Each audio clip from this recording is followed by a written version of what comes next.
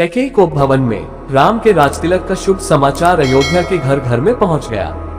पूरी नगरी में प्रसन्नता की लहर फैल गई। घर घर में मंगल मनाया जाने लगा। स्त्रियां मधुर स्वर में रात भर मंगलगान करती रहीं। सूर्योदय होने पर नगरवासी अपने अपने घरों को ध्वजा, पताका, वंदनवार आदि से सजाने लगे। हाट बाजारों को भांति भांति के सुगंधित एवं रंग बिरंगे पुष्पों से सजाया गया। गवैये, नट, नर्तक आदि अपने आश्चर्यजनक करतब दिखाकर नगरवासियों का मनोरंजन करने लगे। स्थान स्थान में कदली स्तंभों के द्वार बनाए गए। ऐसा प्रतीत होने लगा कि अयोध्या नगरी नववधू के समान श्रृंगार कर राम के रूप में वर के आगमन की प्रतीक्षा कर रही है। किंतु राम के राजतिलक का समाचार सुनकर एवं नगर की इस अद्भुत श्रृंगार को देखकर रानी कैकेयी की प्रिय दासी मंथरा के हृदय को असहनीय आघात लगा। वह सोचने लगी कि यदि कौशल्या का पुत्र राजा बन जाएगा तो कौशल्या को राजमाता का पद प्राप्त हो जाएगा और कौशल्या की स्थिति अन्य रानियों की स्थिति से श्रेष्ठ हो जाएगी। ऐसी स्थिति में उसकी दासियां भी स्वयं को मुझसे श्रेष्ठ समझने लगेंगी। वर्तमान में कैकेयी राजा की सर्वाधिक प्रिय रानी है और इसी कारण से महारानी कैकेयी का ही राजमहल पर शासन चलता है। कैकेयी की दासी होने का श्रेय प्राप्त होने के कारण राजप्रासाद की अन्य दासियां मेरा सम्मान करती हैं। यदि कौशल्या राजमाता बन जाएगी तो मेरा यह स्थान मुझसे छिन जाएगा। मैं यह सब कुछ सहन नहीं कर सकती, अतः इस विषय में अवश्य ही मुझे कुछ करना चाहिए। ऐसा विचार करके मंथरा ने अपने प्रासाद में लेटी हुई कैकेयी के पास जाकर कहा, महारानी, आप सो रही हैं। यह समय क्या सोने का है? क्या आपको पता है कि कल राम का युवराज के रूप में अभिषेक होने वाला है? मंथरा के मुख से राम के राजतिलक का समाचार सुनकर कैकेयी को अत्यंत प्रसन्नता हुई। समाचार सुनाने की खुशी में कैकेयी ने मंथरा को पुरस्कार स्वरूप एक बहुमूल्य आभूषण दिया और कहा, मंथरे, तू अत्यंत प्रिय समाचार लेकर आई है।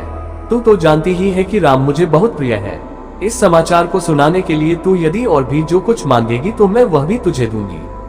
कैकेयी के वचनों को सुनकर मंथरा अत्यंत क्रोधित हो गई। उसका का तन बदन जल भून गया।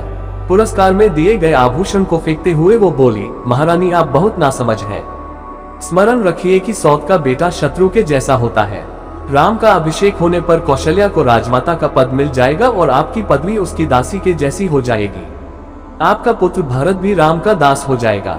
भरत के दास हो जाने पर आपकी बहू को भी एक दासी की ही पदवी मिलेगी। यह सुनकर कैकेयी ने कहा, मंथरा, राम महाराज के ज्येष्ठ पुत्र हैं और प्रजा में अत्यंत लोकप्रिय हैं। अपने सद्गुणों के कारण वे सभी भाइयों से श्रेष्ठ भी हैं। राम और भरत भी एक दूसरे को भिन्न नहीं मानते क्योंकि उनके बीच अत्यधिक प्रेम है। राम अपने सभी भाइयों को अपने ही समान समझते हैं, इसलिए राम को राज्य मिलना भरत को राज्य मिलने के जैसा ही है। यह सब सुनकर मंथरा और भी दुखी हो गई। वह बोली, किंतु महारानी, आप यह नहीं समझ रही हैं कि राम के बाद राम के पुत्र को ही अयोध्या का राज सिंहासन प्राप्त होगा तथा भरत को राज परंपरा से अलग होना पड़ जाएगा। यह भी हो सकता है कि राज्य मिल जाने पर राम भरत को राज्य से निर्वासित कर दे या यमलोक ही भेज दे।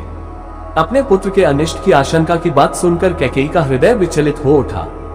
उसने मंथरा से पूछा, ऐसी स्थिति में मुझे क्या करना चाहिए? मंथरा ने उत्तर दिया, आपको स्मरण होगा कि एक बार देवासुर संग्राम के समय महाराज दशरथ आपको साथ लेकर युद्ध में इंद्र की सहायता करने के लिए गए थे। उस युद्ध में असुरों के अस्त्र शस्त्रों से महाराज दशरथ का शरीर जर्जर हो गया था और वे मूर्छित हो गए थे। उस समय सारथी बनकर आपने उनकी रक्षा की थी। आपकी उस सेवा के बदले में उन्होंने आपको दो वरदान प्रदान किया था, जिसे कि आपने आज तक नहीं मांगा है। अब आप एक वर्ष से भरत का राज्याभिषेक और दूसरे वर्ष से राम के लिए 14 वर्ष तक का वनवास मांगकर अपना मनोरथ सिद्ध कर लीजिए।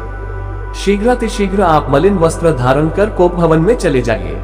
महाराज आपको बहुत अधिक चाहते हैं, इसलिए वे अवश्य ही आपको मनाने का प्रयत्न करेंगे और आपके द्वारा मांगने पर उन दोनों वरों को देने के लिए तैयार हो जाएंगे। किंतु स्मरण रखें कि वर मांगने के पूर्व उनसे वचन अवश्य ले लें, जिससे कि वे उन वरदानों को देने के लिए बाध्य हो जाए। मंथरा के कथन के अनुसार कैकेयी कोप भवन में जाकर लेट गई।